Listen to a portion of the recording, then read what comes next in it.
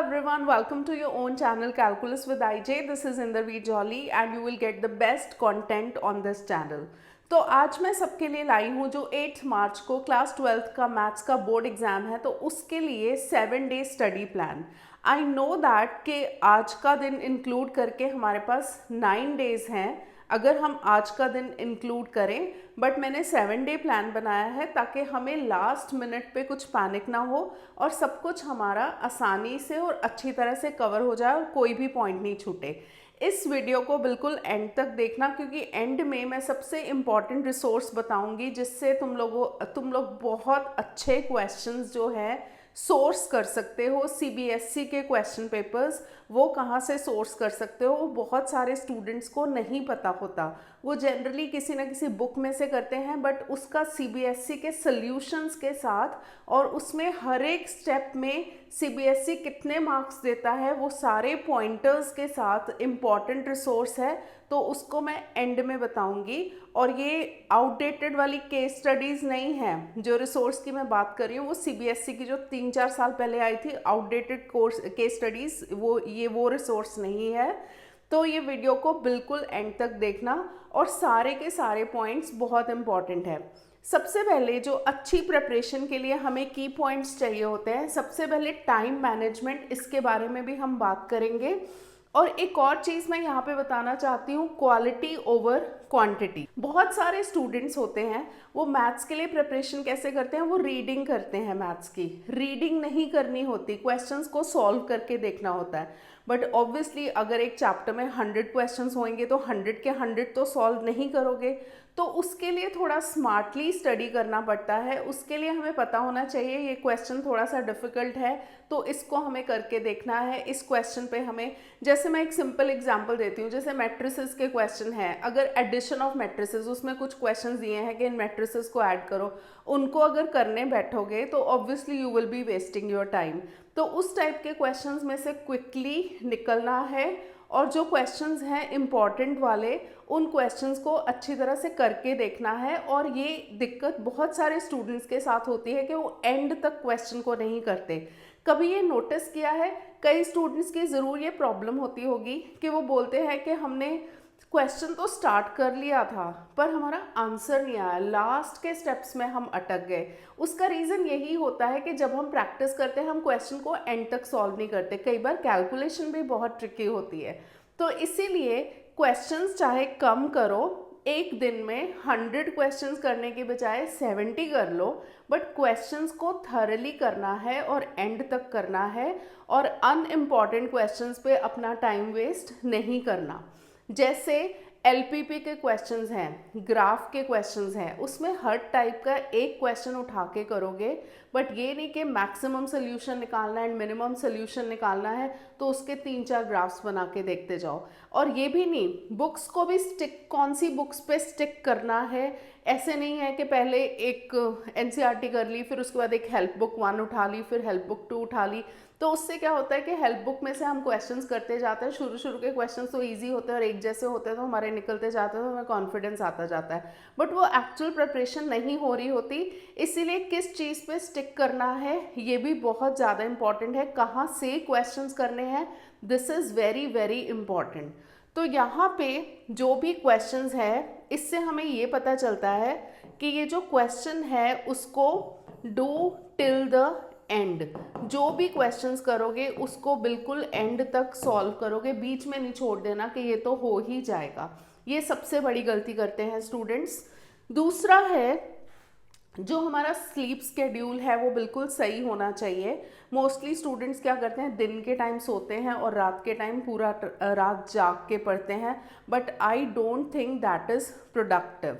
क्योंकि उसकी बजाय अगर आप रात को इवन 11-12 बजे तक सो जाओ और सुबह 7 o'clock 8 o'clock स्टार्ट कर दो अपना, तो वो दिन ज़्यादा प्रोडक्टिव रहता है. तो I think that is much better. रात को, क्योंकि रात को उठते हैं स्टूडेंट, रात को करते हैं, तो किसी का फ़ोन आ गया, किसी का मैसेज आ गया, उसी चीज़ में डिस्ट्रैक्टेड रहते हैं। और जब भी हमें पढ़ाई करनी है अपने फ़ोन को ऑफ करके रखना है, बार बार किसी के साथ डिस्कस नहीं करना, फ्रेंड्स के साथ मैंने इतना कर लिया, तूने कितना कर लिया, उससे जस्ट पैनिक होता है। और बहुत सारे सही तरह से बताते भी नहीं है कि उन्होंने कितना किया है, तो इसलिए थोड़ा सा हमें ये चीज़ बहुत ज़्यादा शेयर नहीं करनी। अपना करो बट बहुत ज़्यादा डिस्कस मत करो, नहीं तो पैनिक हो जाता है, टेंशन हो जाती है। अपना करो, जो भी आता है अच्छी तरह से उसको अच्छी तरह से रिवाइज करो। और जो क्योंकि बोर्ड एग्ज़ाम भी हमारा 10:30 स्टार्ट हो जाता है, तो एग्ज़ामिनेशन हॉल तक 9:30 तक पहुंचना तो पड़ता है, तो 8 बजे तो उठना पड़ेगा। तो बेटर है कि अपना स्लीप स्केड्यूल ऐसे रखो कि सुबह 8 बजे तक मैक्सिमम उठ जाओ और पढ़ना शुरू कर दो। और पढ़ने के बीच में 3-4 घंटे कंटिन्यूस पढ़ो, उसके बीच में बहुत सारी ब्रेक्स लेने की ज़रूरत नहीं तो फ्लो सारा ख़राब हो जाता है। Then diet is also very important, मतलब वहाँ पे खाना हमें प्रॉपरली लेना है, फ्रूट्स खाने हैं, टाइम टाइम पे खाते जाना है। और ये नहीं है कि जंक पे ज़्यादा लो, क्योंकि जंक लेने से क्या होगा, हमारी बॉडी के एनर्जी लेवल्स लो हो जाते हैं। तो इसीलिए इन दिनों में, ताकि एफिशिएंसी बनी रहे, हमें अपनी डाइट पे भी बहुत ज़्यादा ध्यान रखना है। और अगर पढ़ते पढ़ते थक जाओ, क्योंकि मैथ्स पढ़ते पढ़ते ऑब्वियसली थोड़ा टायरिंग हो जाता है, तो अगर पढ़ते पढ़ते थक जाओ तो ब्रेक लेने के लिए ये नहीं है कि टीवी देखने लग जाओ, रील्स को स्क्रॉल करने लग जाओ, ये सब नहीं करना, वीडियो गेम्स खेलने लग जाओ कि इससे हमें ब्रेक मिलता है। जब भी ब्रेक की ज़रूरत हो, एक्सरसाइज करो, बाहर वॉक करने जाओ, थोड़ी देर एक्सरसाइज करो, बैडमिंटन खेलो, इस टाइप की फिजिकल एक्टिविटीज़, तो उससे हमें ज़्यादा ऑक्सीजन मिलती है। तो उससे क्या होगा, हमारे ब्रेन का जो टायर्डनेस है वो जल्दी ठीक होगा, तो उससे हम और भी प्रोडक्टिव हो पाएंगे। तो ये चीज़ें भी बहुत ज़्यादा मैटर करती हैं।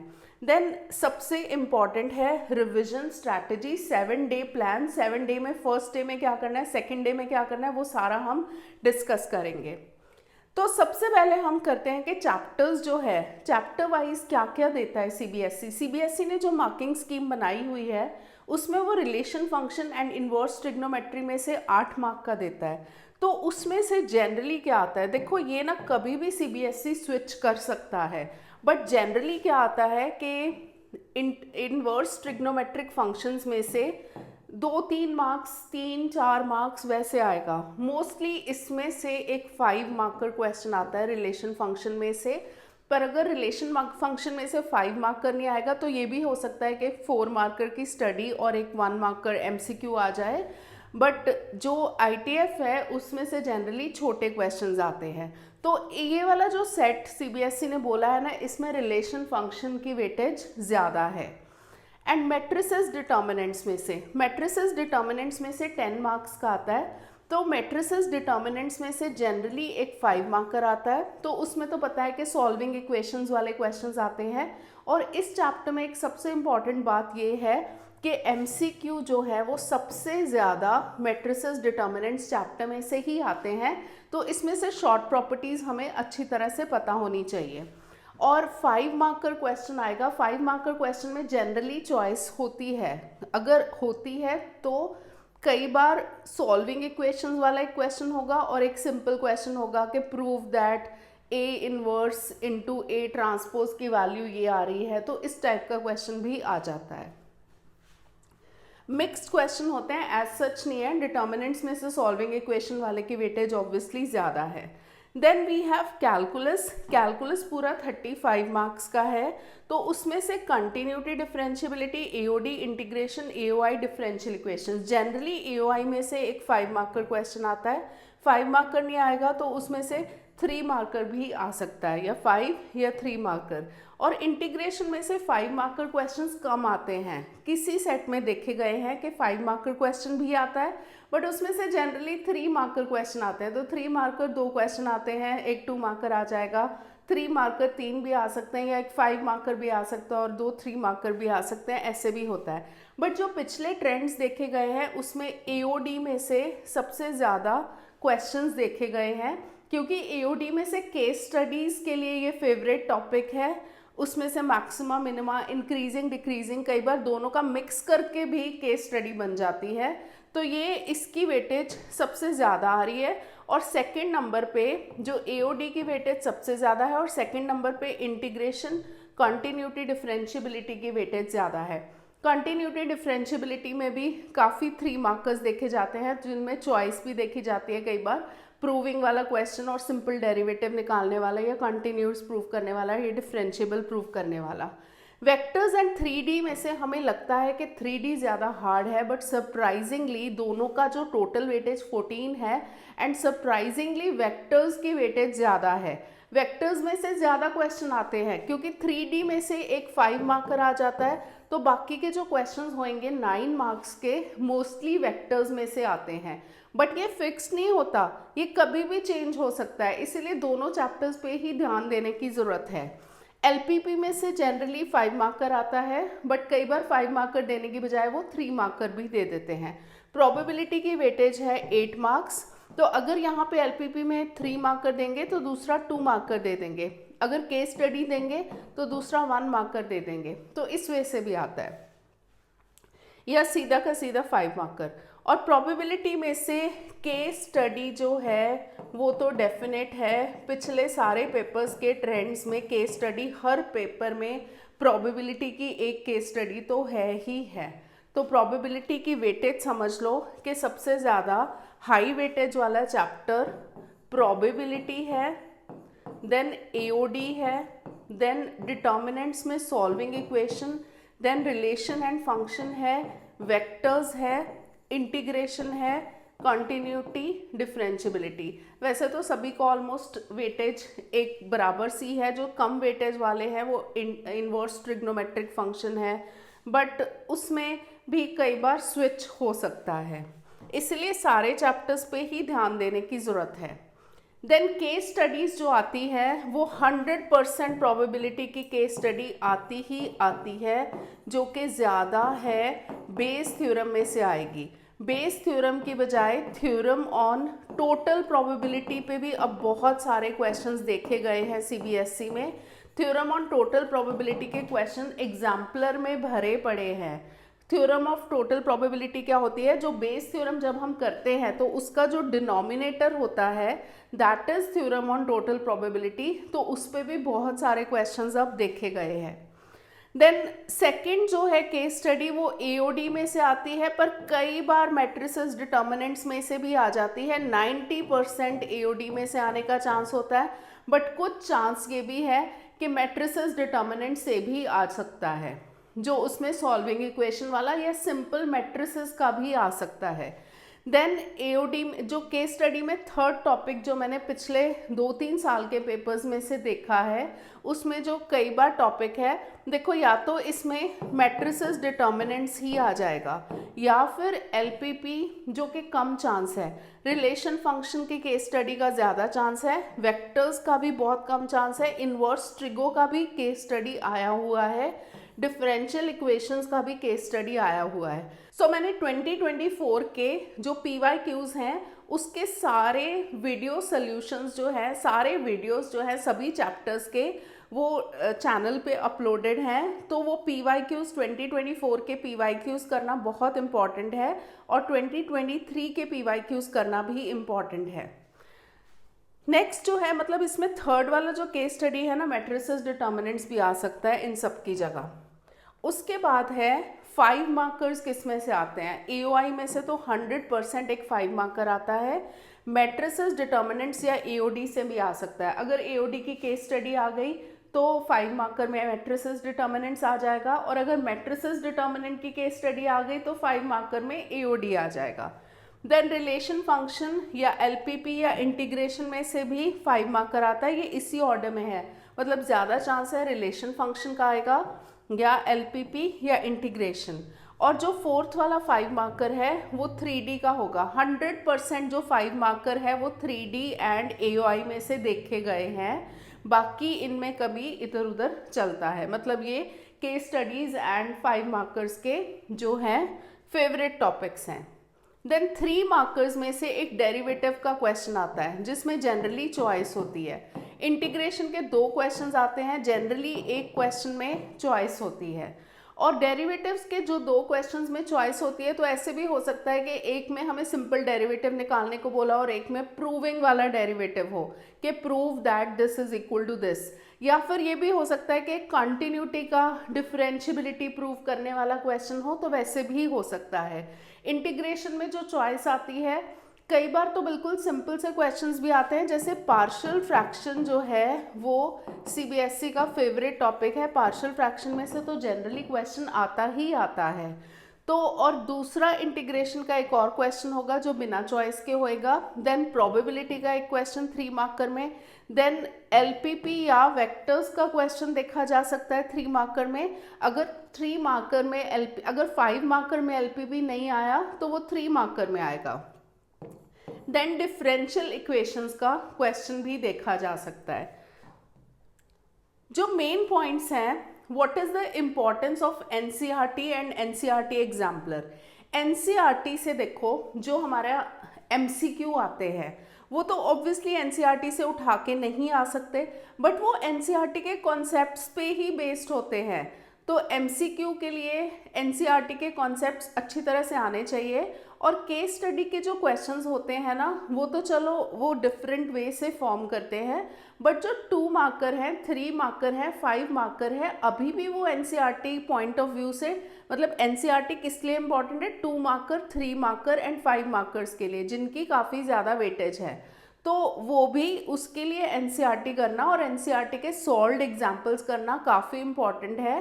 तो एनसीईआरटी को बिल्कुल भी स्किप नहीं करना। एनसीईआरटी तो मतलब एक बेसिक है, एनसीईआरटी के बिना तो प्रिपरेशन नहीं हो सकती। तो एनसीईआरटी के इम्पॉर्टेंट क्वेश्चंस और एनसीईआरटी के इम्पॉर्टेंट एग्जाम्पल्स करना बहुत इम्पॉर्टेंट है। और एनसीईआरटी एग्जाम्पलर एमसीक्यू जो है जनरली एनसीईआरटी एग्जाम्पलर से आते हैं, उसमें काफ़ी ज़्यादा एमसीक्यूज़ गिवन है, तो वो सारे एमसीक्यूज़ अगर कर लोगे तो उससे काफ़ी अच्छी प्रैक्टिस हो जाएगी। देन फॉर्मूलाज जो है, फॉर्मूलाज की एक लिस्ट बना के रखनी है। एक हमने ना मेन पॉइंट्स का एक नोटबुक या एक रजिस्टर पतला सा मेन पॉइंट्स का बना के रखना है, उसमें सारे फॉर्मूलाज लिखने हैं, क्योंकि लास्ट डे ढूंढोगे थोड़ी ये फॉर्मूला कहाँ पे है कहाँ पे है, इसीलिए अपनी लिस्ट को रखना है रेडी। और main points to be revised on last day, keep the list ready. Main points कौन से होते हैं, जैसे हमने कुछ क्वेश्चंस किए, बट एक क्वेश्चन हमें पर्टिकुलरली लग रहा है कि ये क्वेश्चन हम बार बार भूल रहे हैं, चाहे हम जितनी बार भी करें तो भूल रहे हैं, तो वो वाला क्वेश्चन हमारे लास्ट डे रिवीजन की लिस्ट में होना चाहिए। तो अपनी एक लास्ट डे रिवीजन की नोटबुक या एक पतला सा रजिस्टर बना के रखो, उसमें सारे मेन पॉइंट्स, जिसमें फॉर्मूलाज होने चाहिए, सारे मेन पॉइंट्स होने चाहिए। ये नहीं कि फॉर्मूलाज देख देख के लिखो, फॉर्मूलाज की लिस्ट भी बनानी है, फॉर्मूलाज को लर्न कर लो तो उस लिस्ट में लिख लो, तो उससे क्या होगा, प्रैक्टिस हो जाएगी। तो वो सारे जो फॉर्मूलाज हैं और मेन पॉइंट्स जो हमें लास्ट डे रिवाइज करने हैं, जहाँ जहाँ पे दिक्कत आ रही है उस सबको साथ में लिखते जाओ। Then don't forget surface area volume formulas, जो क्लास 10th में किए थे ना, 9th एंड 10th में, स्फीयर का वॉल्यूम, क्यूब का वॉल्यूम, इवन सिलेंडर, कोन के फॉर्मूलाज, वो सारे फॉर्मूलाज करना मत भूलना, क्योंकि वो हमारे एओडी के लिए काफ़ी इंपॉर्टेंट है। एंड पॉलिनोमियल की आइडेंटिटीज़, कौन कौन सी आइडेंटिटीज़, ए प्लस बी होल क्यूब का फॉर्मूला, ए माइनस बी होल क्यूब, ए क्यूब प्लस बी क्यूब, ए क्यूब माइनस बी क्यूब, क्योंकि देखो जो बाकी फॉर्मूलाज हैं वो तो याद रहते हैं, a plus b whole square, a minus b whole square, a square minus b square. Then एक बार ये भी a cube plus b cube plus c cube minus 3abc, ये क्लास 9th में जो आइडेंटिटीज़ की थी, ये भी अपना जो लिस्ट बनाओगे लास्ट रिविजन के लिए उसमें रख लेना, क्योंकि ये भी बहुत बार यूज़ होती हैं, कई बार मैट्रिसेस डिटर्मिनेंट्स में यूज़ हो जाते हैं ये फॉर्मूलाज, तो ये आने चाहिए। देन सैम्पल क्वेश्चन पेपर करना नहीं भूलना, जो सीबीएसई का इस साल का लेटेस्ट सैम्पल पेपर है, पिछले सालों के सैम्पल क्वेश्चन पेपर्स नहीं करने, जो इस साल का सीबीएसई का latest sample paper question paper है वो करना नहीं भूलना। कई बार सीबीएसई डायरेक्टली सैम्पल पेपर से उठा के एक क्वेश्चन दे देता है, तो ये हो सकता है कि क्वेश्चन आ जाए, तो ये सारी चीज़ों का बहुत ध्यान रखना है। और यहाँ पे ना जब भी एनसीईआरटी का क्वेश्चन करो, ठीक है, एक ही क्वेश्चन में जैसे सपोजिंग तुम लोगों ने कुछ एक्सरसाइज की बट एक दो क्वेश्चन में अटक रहे हो, तो उस क्वेश्चन पे एक स्टार लगा लो। जो फर्स्ट टाइम में क्वेश्चंस हो गए तो वो तो दोबारा करने की ज़रूरत नहीं, बट स्टार अपने कुछ भी कोडिंग यूज़ कर सकते हो, स्टार अपने उस क्वेश्चंस पे लगाओ जो तुम लोगों को दोबारा करने की ज़रूरत है, और नेक्स्ट डे उन क्वेश्चंस पे वापस आओ और वापस उन क्वेश्चंस को करो। फिर वो क्वेश्चंस कभी नहीं भूलेंगे अगर उनको ऐसे ही 2-3 बार रिवाइज कर लो। देन 7-डे स्टडी प्लान। 7-डे स्टडी प्लान में मैंने क्या किया है, चैप्टर वाइज तो रखा ही है बट कुछ मिक्स चैप्टर्स भी कर लिए हैं। कुछ चैप्टर्स हमें थोड़े बोरिंग लगते हैं, हम एंड के लिए छोड़ देते हैं, बट कुछ मिक्स चैप्टर्स भी कर लिए हैं ताकि अगर हम डिफरेंट टॉपिक्स पे जाएंगे ना, तो हमारा जैसे हम ना एक ही चीज़ जब करते जाते हैं, फ्लो में करते जाते हैं, तो उससे क्या होता है, वो इतना प्रोडक्टिव नहीं होता, वो फ्लो में क्वेश्चंस निकलते जाते हैं। बट जब मिक्स्ड क्वेश्चंस आते हैं ना, वहाँ पे हमें दिक्कत होती है। तो इसीलिए मैंने स्टडी प्लान बनाया है, वो मिक्स टॉपिक्स का ही बनाया है ताकि एंड तक बिल्कुल स्मूथ रिविजन हो जाए। और इस 7-डे स्टडी प्लान से एक ये भी चीज़ रियलाइज़ होएगी कि कितना ज़्यादा सिलेबस है। मतलब अगर हम सोचें कि चलो 2-3 दिन रेस्ट कर लेते हैं, बाद में कर लेंगे, तो बहुत पैनिक सेट हो जाएगा। इसीलिए उसको प्रॉपरली डिवाइड करके उसी वे से करना है। जैसे डे 1 आज का ही दिन 27 फेब, मैट्रिसेस डिटर्मिनेंट्स कर लो। मैट्रिसेस डिटर्मिनेंट्स में से एनसीईआरटी का each and every question obviously करने की ज़रूरत नहीं है। सॉल्विंग इक्वेशंस का मेथड आना चाहिए, उसमें A is singular, A is non singular, छोटी छोटी प्रॉपर्टीज़ ये सारी पता होना चाहिए। एडजॉइंट कैसे निकालते हैं, इन्वर्स कैसे निकालते हैं, ट्रांसपोज कैसे निकालते हैं, सिमेट्रिक मैट्रिक्स क्या होता है, स्क्यू सिमेट्रिक मैट्रिक्स क्या होता है, ये सारे मेन पॉइंट्स हमें क्लियर होने चाहिए। क्योंकि मैट्रिसेस डिटर्मिनेंट्स एक ऐसा चैप्टर है जिसमें से मैक्सिमम 5 मार्कर्स देखे गए हैं।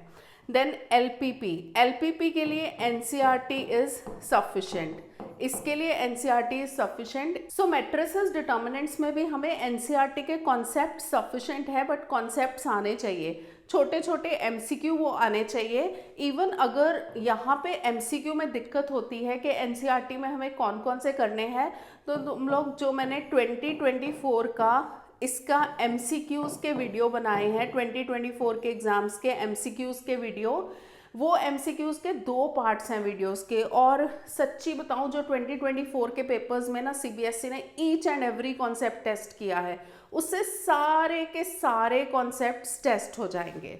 मतलब सारे के सारे कॉन्सेप्ट्स जो हैं वो क्लियर हो जाएंगे कि किस टाइप का एमसीक्यू आ सकता है। और एमसीक्यू में मार्क्स बिल्कुल लूज़ नहीं कर सकते, क्योंकि 5 मार्क का तो आएगा ही आएगा इस चैप्टर में से। एलपीपी में से एनसीईआरटी के हर टाइप के क्वेश्चंस करने हैं। बेस्ट क्या होता है कि पीछे जो आंसर्स लिखे होते हैं ना, आंसर्स में देख लो किसके डिफरेंट आंसर्स हैं। जैसे ये आ जाए ना, मैक्सिमम मिनिमम वैल्यू निकालनी है फिजिबल रीजन की, तो maximum value is this, minimum is this, उस टाइप का तो एक ही करो। बाकी कई क्वेश्चंस होते हैं ना, it has no maximum value, उस टाइप के क्वेश्चन डिफरेंट आंसर है। या फिर maximum value lies on the line joining these 2 points, जिसके आंसर्स डिफरेंट हैं वो सारे क्वेश्चंस कर लो। तो ये एलपीपी के लिए एनसीईआरटी काफ़ी होगा। इन्वर्स ट्रिग्नोमेट्री के लिए भी जो 2024 के PYQ and NCERT that will be sufficient. और इंटीग्रेशन की एक्सरसाइज 7.1 to 7.4, इसका मतलब ये नहीं कि 7.1 को लगे रहो, 7.1 इज़ वेरी इजी एक्सरसाइज, तो 7.2, 7.3, 7.4, क्योंकि जिसने भी इंटीग्रेशन पूरा साल किया है या नहीं किया है, उसको एटलीस्ट शुरू की 2-3 एक्सरसाइजेस का आइडिया होता है, तो ये एक्सरसाइजेस जल्दी जल्दी ख़त्म हो जाएंगी। और अगर कोई चीज़ हमारा एक दिन में कंप्लीट नहीं होती तो उसको नेक्स्ट डे पे कैरी फॉरवर्ड कर सकते हो, बट इतना ज़्यादा बैकलॉग मत रखना कि उससे क्या होगा, एंड में चीज़ें मुश्किल हो जाए। इसलिए शुरू में मेहनत कर लो, शुरू के डेज़ में अच्छी तरह से प्रिपरेशन कर लो, मैक्सिमम टॉपिक्स निकाल दो। नेक्स्ट है डे 2 का 28 फेब, रिलेशन फंक्शन की एक्सरसाइज 1.1, जो कि रिफ्लेक्सिव सिमेट्रिक ट्रांजिटिव वाली इक्विवेलेंस रिलेशन वाली है, और उसके जो रिलेटेड है मिसलेनियस एक्सरसाइज के क्वेश्चंस करने हैं। कंटिन्यूटी एंड डिफरेंशियबिलिटी एनसीईआरटी से करना है, एनसीईआरटी से करना है। अगर इसको 2024 पीवाईक्यू से कर पाओ तो बहुत अच्छा है, बट मैं एंड में सैम्पल पेपर्स का भी क्वेश्चन पेपर्स का भी बताऊंगी, तो पीवाईक्यूज उससे भी हो सकते हैं। देन वेक्टर्स भी एनसीईआरटी से बहुत इंपॉर्टेंट है, और इसकी जो मिसलेनियस एक्सरसाइज है और मिसलेनियस एग्जाम्पल्स हैं वो बहुत ज़्यादा इंपॉर्टेंट हैं। तो मिसलेनियस एक्सरसाइज, मिसलेनियस एग्जाम्पल्स में से क्वेश्चंस आते हैं। देन इंटीग्रेशन की 7.5, 7.6 by parts and partial fraction वाली एक्सरसाइज है। पार्शियल फ्रैक्शन में obviously each and every question करने की ज़रूरत नहीं है, बट फिर भी जब भी चैप्टर करो तो उसके जो एग्जाम्पल्स पे खास ध्यान देना है।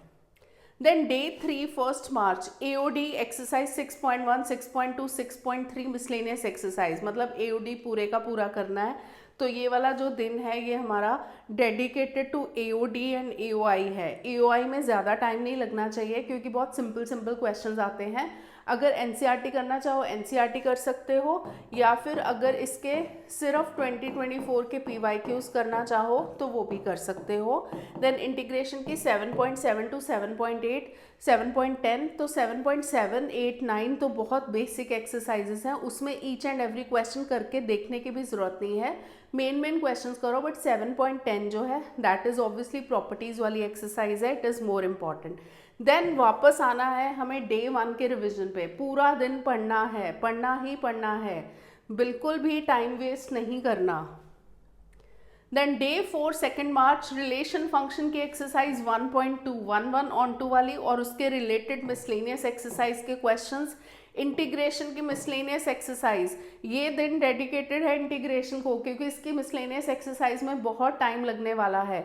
और हाँ, जो दिन की स्टार्टिंग होती है वो ज़्यादा प्रोडक्टिव होती है, उसमें ज़्यादा हार्ड वाले टॉपिक उठाओ, जो इजी वाले टॉपिक हैं उनको एंड टाइम तक रखो, क्योंकि हार्ड टॉपिक एंड में करोगे ना तो उससे थोड़ा टेंशन हो जाएगी। इसलिए हार्ड टॉपिक शुरू में उठाओ और जो इजी वाले टॉपिक है वो बाद में करो। और सबका जो हार्ड टॉपिक और इजी टॉपिक का क्राइटेरिया डिफरेंट होता है, तो वो अपने अकॉर्डिंग डिसाइड कर सकते हो। देन रिविजन ऑफ डे 2, ये करना मत भूलना, क्योंकि पिछला रिवाइज करना भी इम्पॉर्टेंट है, बट जब दोबारा रिवाइज करोगे जो डे 2 का है उसमें 1 घंटे से ज़्यादा टाइम नहीं लगना चाहिए, क्योंकि शुरू में अच्छी रिवीजन होनी चाहिए, जो उसका शुरू में जो किया होगा वो अच्छी तरह से करना चाहिए, और रिवीजन करते टाइम उस पर ज़्यादा टाइम नहीं लगाना। Then day 5 3 March differential equations 9.1 to 9.4। 9.1 तो बड़ी बेसिक एक्सरसाइज है, डिग्री एंड ऑर्डर वाली एक्सरसाइज है। देन 9.2 भी बहुत बेसिक है, उसमें सम्स करने की ज़रूरत नहीं है, वो इतनी इंपॉर्टेंट एक्सरसाइज नहीं है, बस 1-2 सम्स देख लेना। देन 9.3 जो है सेपरेटिंग वेरिएबल्स वाला, तो वो जो है ऑब्वियसली वो भी जल्दी हो जाती है, बट 9.4 फिर उसके बाद होमोजेनियस इक्वेशंस वाली, उसमें टाइम लगता है। 3D 5 मार्कर्स पे ज़्यादा ध्यान देना है, फॉर्मूलाज पे ज़्यादा ध्यान देना है, बहुत सारे फॉर्मूलाज हैं इसमें। प्रोबेबिलिटी की एक्सरसाइज 13.1 जो कि बहुत सिंपल सी एक्सरसाइज है। Then revision of day 3। Then day 6 में है डिफरेंशियल इक्वेशंस 9.5 एंड 9.6। अच्छा, उसमें 9.34 तक था, 9.5, 9.6। प्रोबेबिलिटी की एक्सरसाइज 13.2, 13.3। एक ना प्रोबेबिलिटी में डिलीटेड एक्सरसाइज है। डिलीटेड एक्सरसाइज क्या है, एक थोड़ा गड़बड़ है कि जो पुरानी बुक्स थी ना उसमें एक्सरसाइज थी, सबको पता है कि प्रोबेबिलिटी डिस्ट्रीब्यूशन टेबल बनाना तो हमारे कोर्स में है, मीन निकालना भी कोर्स में है, बट कभी नोटिस किया है कि जो एनसीईआरटी में मीन और प्रोबेबिलिटी डिस्ट्रीब्यूशन वाली एक्सरसाइज न्यू वाली एनसीईआरटी में गायब है। पुरानी वाली एनसीईआरटी में जो प्रोबेबिलिटी डिस्ट्रीब्यूशन वाली एक्सरसाइज है जिसमें मीन भी निकालना है, वेरिएंस निकालना अब हमारे कोर्स में नहीं है, प्रोबेबिलिटी डिस्ट्रीब्यूशन एंड मीन या एक्सपेक्टेशन ऑफ एक्स वो भी हमारे कोर्स में है, तो वो एनसीईआरटी ने बुक में से गलती से हटा दी है, बट वो हमारे कोर्स में है, पुरानी बुक्स में से सोर्स कर सकते हो। देन मिसलेनियस एक्सरसाइज, तो उसके बाद revision of day 4। Then day 7 5 March differential equations की मिसलेनियस एक्सरसाइज, सीबीएसई का latest sample question paper and revision of day 5। तो ये सारा जो है हमारा 7 डे प्लान जो है वो तो हो गया। अब लास्ट 2 डेज में क्या करना है, 6 एंड 7 मार्च, अगर कुछ बैकलॉग है उस बैकलॉग को निपटाना। एमसीक्यूज कर सकते हो एनसीईआरटी एग्जाम्पलर से, या फिर एमसीक्यूज कर सकते हो फ्रॉम 2024 के बोर्ड पेपर्स एंड 2023 के बोर्ड पेपर्स के एमसीक्यू। उससे पीछे जाने की ज़रूरत नहीं है, क्योंकि पिछले 2 साल से ही लेवल बढ़ा है। तो पिछले 2 साल के क्वेश्चंस या मैक्सिमम 3 साल के क्वेश्चन, 3 साल के तो कर भी नहीं पाओगे, इतना टाइम नहीं होता, बट 2 साल के कर लो। अगर 2 साल के नहीं करने तो सिर्फ 2024 के ही कर लो, वो रेलिवेंट है। तो ऐसे मत सोचना कि जो पिछले साल क्वेश्चन आया है वो इस साल नहीं आएगा, ये सब ऐसा अब नहीं चलता। कई क्वेश्चंस होते हैं जो 3-3, 4-4 साल कंटिन्यूसली रिपीट होते रहते हैं। जैसे अब मॉडुलस वाले क्वेश्चंस इंटीग्रेशन में और डेरिवेटिव्स में आ रहे हैं, वो अब फिर से आने शुरू होंगे, तो इस साल भी आने का काफ़ी ज़्यादा चांस है। तो पिछले साल के पेपर्स काफ़ी इंपॉर्टेंट होते हैं, वो सब पुरानी चीज़ों पे मत जाओ, पुराने पैटर्न्स के पे जो पिछले साल आ गया वो इस साल नहीं आएगा, ऐसा कुछ नहीं है। उसी टाइप के क्वेश्चंस आएंगे, उन लोगों ने बस मैथ्स है ना, नंबर ही चेंज कर देना है, तो उससे क्या होगा, नंबर चेंज करके क्वेश्चन फ्रेश बन जाएगा। देन सीबीएसई के 2024 एंड 2023 के क्वेश्चन पेपर्स एंड रिविजन। 2024 के क्वेश्चन पेपर्स करना ज़्यादा इंपॉर्टेंट है ऑब्वियसली। अगर कर के 2023 के भी कर पाओ वो भी इम्पॉर्टेंट है। अब मैं बताती हूँ तुम लोगों को सीबीएसई के क्वेश्चन पेपर के सेट्स के बारे में। जैसे मैं अगर पीवाईक्यू मैंने पिछले साल के जो वीडियोस बनाए हैं उसमें मैंने सारे सेट्स के क्वेश्चन कंपाइल किए हैं, बट उसमें स्टूडेंट्स को लगता है कि एक सेट, जैसे किसी को सेट मिल गया, इसको 1 मिला, इसको 2 मिला, इसको 3 मिला, इतना ही विजन होता है कि ये तो 3 सेट बनते हैं सीबीएसई के, तीनों में क्वेश्चन सेम टाइप के ही होते हैं, बस शफल किए होते हैं, 2-4 क्वेश्चंस डिफरेंट होते हैं, तो इतने ज़्यादा क्वेश्चंस कहाँ से आते हैं। सीबीएसई बनाता है 5 सेट। जैसे सीबीएसई का जो 12th का मैथ्स का पेपर है उसका कोड है 65। एक पेपर होगा 65-1-1, दूसरा होगा 65-2-1, 65-3-1, 65-4-1 एंड 65-5-1। ये होते हैं 5 सेट सीबीएसई के। अब यहाँ पे तुम लोगों को अपने रीजन में एक ही सेट मिलेगा। जैसे सपोजिंग डेली रीजन का दिल्ली का पेपर है तो दिल्ली के रीजन में एक ही सेट आएगा। सपोजिंग 65-1-1 आ गया तो उसके सबसेट्स होते हैं 65-1-2, 65-1-3।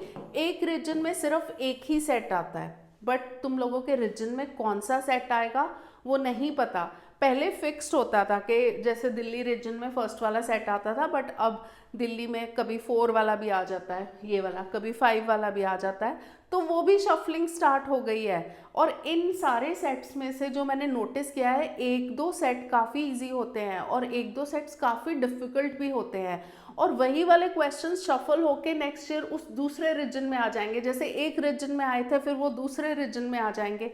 अब जैसे किसी को 65-1-1 मिला तो उसके दोस्तों को, क्योंकि सेम रीजन के लोग हो, तो 65-1-2 मिल सकता है, 65-1-3। तो स्टूडेंट जनरली बोलते हैं हमें सेट 1, सेट 2, सेट 3 मिला। वो एक्चुअली सेट नहीं होते, वो उसके सबसेट होते हैं।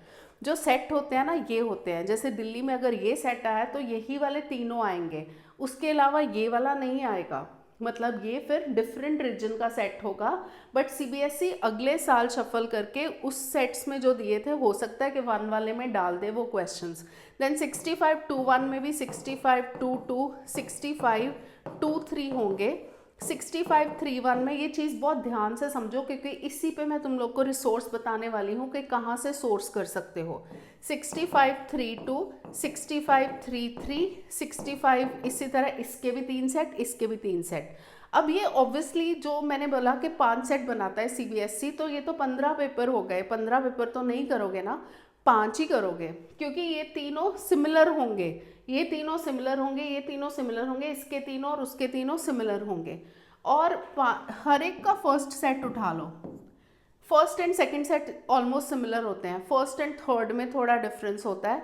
या तो हर एक का फर्स्ट सेट उठा लो या थर्ड सेट उठा लो, कोई भी सेट उठा लो, एनी वन, फर्स्ट उठा लो to be on the safe side, first set उठा लो। ये 5 पेपर्स 2024 के कर लो। इसी तरह अगर टाइम मिले तो 5 पेपर्स यही वाले 2023 के भी कर लो। उसके अलावा सप्लीमेंट्री एग्जाम के पेपर होते हैं जिसका एक ही सेट होता है, एक ही होता है और उसके 3 सबसेट्स होते हैं, तो उसका भी एक ही सेट करना है तो कर सकते हो। सप्लीमेंट्री एग्जाम के क्वेश्चंस पेपर्स में पिछले 1-2 सालों में काफ़ी गलतियां भी आ रही हैं, और सरप्राइजिंगली सप्लीमेंट्री का जो पेपर होता है वो ज़्यादा डिफ़िकल्ट होता है। तो ये हमारा स्टडी प्लान हो गया। ऑल द बेस्ट तो है, बट अभी वीडियो एंड नहीं हुआ है, क्योंकि अब मैं बताने वाली हूँ सबसे इम्पॉर्टेंट रिसोर्स जिसमें से तुम लोग प्रैक्टिस कर सकते हो एनसीईआरटी के अलावा। तो इस वेबसाइट से तो सारे फेमिलियर ही हो, ये है सीबीएसई की वेबसाइट। तो सीबीएसई की वेबसाइट जब आती है तो इस टाइप से ये जो रेक्टेंगल बना है ना, मेन वेबसाइट, इस पे जाना है। मेन वेबसाइट जब आएगी तो ये सब आएगा। तो इसमें ध्यान दो, ये छोटे छोटे रेक्टेंगल से बने हुए हैं। इसमें हमें किस पे जाना है, हमें जाना है बोर्ड एग्ज़ाम। ये जो पेंसिल पेन और नोटबुक बना हुआ है ना, बोर्ड एग्ज़ाम। इसके नीचे स्क्रॉल करके ये देखो प्रीवियस ईयर क्वेश्चन पेपर्स आते हैं। तो प्रीवियस ईयर क्वेश्चन पेपर्स जो आएंगे, ये आ गए क्वेश्चन पेपर्स फॉर एग्जामिनेशन। ये अगला कंपार्टमेंट एग्ज़ाम 24, एग्जामिनेशन 2024। तो 2024 के एग्जामिनेशन में क्लास 12th में जाना है। क्लास 12th में से इसमें से मैथ्स का ढूंढ के तुम लोग गलती से, मतलब ऑब्वियसली अप्लाइड मैथ्स का तो नहीं लोगे, तो मैथ्स का ढूंढ के, जैसे ये आ गया ना मैथ्स का, उसको डाउनलोड कर लेना, ठीक है। बट अब मैं एक चीज़ बताती हूँ कि मैथ्स के पेपर डाउनलोड, मैथ्स में ये होता है कि मैथ्स की जो मार्किंग स्कीम होती है ना, जिसमें सॉल्यूशंस गिवन होते हैं, तो उसमें एक चीज़ मैं बता रही हूँ कि इसकी बजाय तुम लोग क्या कर सकते हो। हाँ, इसकी बजाय क्या कर सकते हो, ये जो वापस बोर्ड एग्ज़ाम पे आए ना, जब ये प्रीवियस ईयर क्वेश्चन पेपर्स पे आए, ये था, ठीक है। इसके नीचे sample question paper, question bank, ये सब नहीं करना, मार्किंग स्कीम पे आ जाओ। मार्किंग स्कीम में तुम लोगों को जैसे एग्जामिनेशन 2024 की मार्किंग स्कीम मिल जाएगी, तो इसमें 12th की मार्किंग स्कीम। तो उसकी बजाय तुम लोग जो मैथ्स का पेपर की मार्किंग स्कीम है, ये वाला जो मार्किंग स्कीम है, इसको डाउनलोड कर सकते हो। इससे तुम लोगों को एक जिप फाइल मिल जाएगी, और उस जिप फाइल में उसको ओपन करोगे तो सारे के सारे जो मैंने बताया ना अभी पेपर्स होंगे, 65 11, 65 12 सॉरी 1213, फिर 65 21 22 23, फिर 65 31 32 33। मार्किंग स्कीम, मैथ्स की मार्किंग स्कीम में पता क्या होता है इंपॉर्टेंट चीज़, उसमें क्वेश्चन भी लिखा होता है और सोल्यूशन भी होता है। और उस सोल्यूशन में हर एक स्टेप के कितने मार्क्स होते हैं, क्या क्या इंस्ट्रक्शंस होती हैं, वो सारा भी अच्छी तरह से हो जाएगा। उसके लिए तुम लोगों को पेपर सॉल्व करने के बाद चेकिंग के लिए किसी टीचर की भी ज़रूरत नहीं पड़ेगी, क्योंकि उसमें तुम लोग खुद ही चेक कर सकते हो। और उससे ये भी पता चल जाएगा कि सीबीएसई हमसे मांगती क्या है, कि आंसर्स हमें किस फॉर्म में लिखने हैं, तो ये फॉर्मेशन का भी पता चल जाएगा। तो ये वाले क्वेश्चंस जो है, इसमें 5 पेपर्स मिल जाएंगे मार्किंग स्कीम में, तो वो 5 पेपर्स कर सकते हो। अगर वो हो जाते हैं तो 2023 के भी 5 पेपर्स कर सकते हो। उसके अलावा ज़्यादा कुछ करने की ज़रूरत नहीं है। एनसीईआरटी के अलावा ये वाले 5 पेपर्स और वो वाले 5 पेपर्स, अगर ये पेपर्स में से नहीं करने तो जो मैंने 2024 के पीवाईक्यू के सॉल्यूशंस डाले हुए हैं उन वीडियोस में से भी कर सकते हो, क्योंकि मैंने यहीं से सोर्स किए हैं सारे क्वेश्चंस, और सारे के सारे क्वेश्चंस मैंने कवर किए हैं। तो ऑल द बेस्ट। ये वीडियो प्लीज़ शेयर करना फ्रेंड्स के साथ, give it a like, share it with your friends, and don't forget to subscribe to the channel. Thank you for watching and all the best.